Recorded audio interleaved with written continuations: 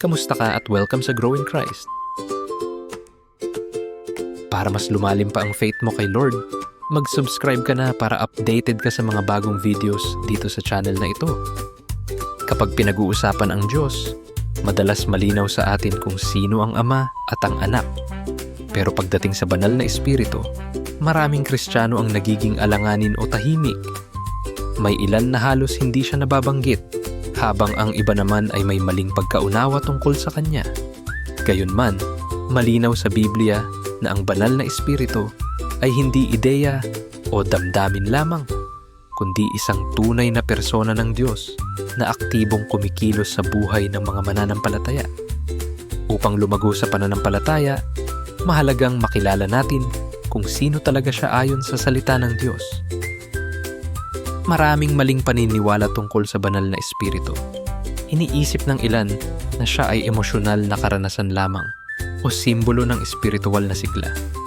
Ang ganitong mga ideya ay kadalasang nagmumula sa kultura, tradisyon o personal na karanasan, hindi sa malinaw na turo ng kasulatan.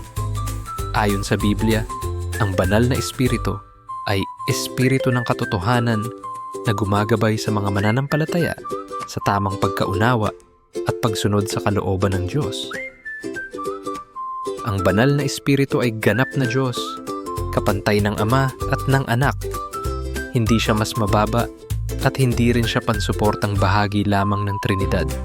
Mismong si Hesukristo ang naglagay sa banal na Espiritu sa kaparehong antas ng Ama at ng Anak sa utos na bautismuhan ang mga alagad. Ipinapakita nito ang iisang kalikasan, iisang kapangyarihan at iisang awtoridad ng Diyos. Dahil siya ay Diyos, ang banal na Espiritu ay karapat-dapat sambahin, sundin at pagtiwalaan. Hindi impersonal ang banal na Espiritu. Siya ay nagtuturo, gumagabay, umaaliw at namamagitan para sa mga mananampalataya. Sinasabi ng Biblia na maaari siyang malungkot kapag siya ay sinusuway. Patunay na siya ay may kalooban at damdamin. Ipinapakita nito na ang ugnayan natin sa Kanya ay hindi automatiko o formal lamang. Ito ay isang buhay at patuloy na relasyon na humuhubog sa ating pananampalataya at pamumuhay. Ang mga katangian ng banal na Espiritu ay katangian lamang ng Diyos.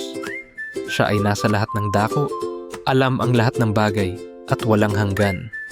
Walang lugar na hindi niya kayang abutin at walang katotohanang nakatago sa Kanya. Siya ang nagpapahayag ng malalalim na bagay ng Diyos at nagbibigay liwanag sa ating pagkaunawa sa kasulatan. Ang mga katangiang ito ay nagpapatunay na ang banal na Espiritu ay ganap na Diyos, hindi nilikha at walang hanggan. Ang banal na Espiritu ay aktibong kumikilos sa buhay ng bawat tunay na mananampalataya. Mula sa sandali ng kaligtasan, siya ay nananahan sa atin at nagsisilbing tatak ng katiyakan ng pagtubos. Siya ang tumutulong sa atin sa panalangin, nagbibigay lakas sa kahinaan, at gumagabay sa araw-araw na pagsunod sa Diyos. Ang Kanyang gawa ay hindi pansamantala o pabago-bago, kundi tuloy-tuloy at tapat sa layunin ng Diyos. Ang banal na Espiritu ang nagbabago ng karakter ng mananampalataya. Siya ang nagbubunga ng mga ugaling sumasalamin sa pagkatao ni Kristo. Pag-ibig, kagalakan, kapayapaan, at iba pa. Bukod dito, siya rin ang nagbibigay ng mga espiritual na kaloob sa iglesia. Ang mga kaloob na ito ay hindi ibinibigay para sa pansariling kapakinabangan, kundi para sa paglago, kaayusan, at pagpapatibay ng katawan ni Kristo. Ang gawain ng banal na Espiritu ay hindi lamang limitado sa loob ng iglesia. Siya rin ang humahatol sa mundo tungkol sa kasalanan, katuwiran, at paghuhukom. Siya ang nagpapatotoo tungkol kay Kristo at pumipigil sa ganap na paglaganap ng kasamaan. Sa pamamagitan ng Kanyang impluwensya, patuloy na isinasagawa ng Diyos ang Kanyang layunin sa kasaysayan ng mundo. Dahil ang banal na Espiritu ay personal, maaari natin siyang makilala sa pamamagitan ng salita ng Diyos. Dahil siya ay Diyos, nararapat siyang sambahin at sundin ng may paggalang at takot sa Diyos.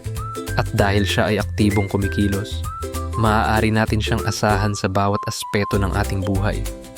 Ang pamumuhay Kristiyano ay hindi bunga ng sariling lakas, kundi ng patuloy na paggawa ng banal na espiritu sa loob ng mananampalataya.